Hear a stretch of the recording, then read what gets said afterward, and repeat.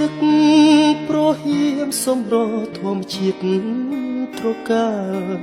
ក្រាលក្របដកដានដោយទឹកសន្សើរក្លិន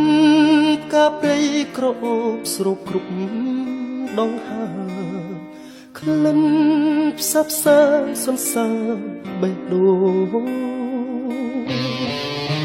សំភ័រស្រទន់មានលក្ខណៈ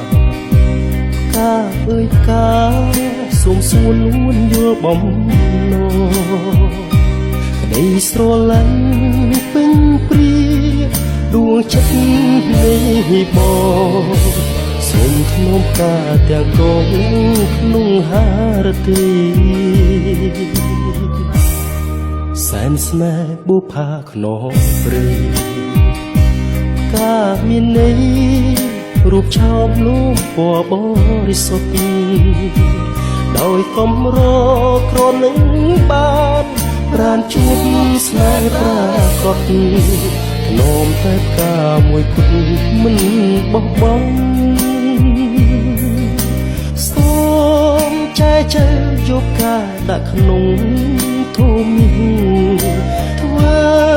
ជាម្ចាស់មួយចិត្តនៃបង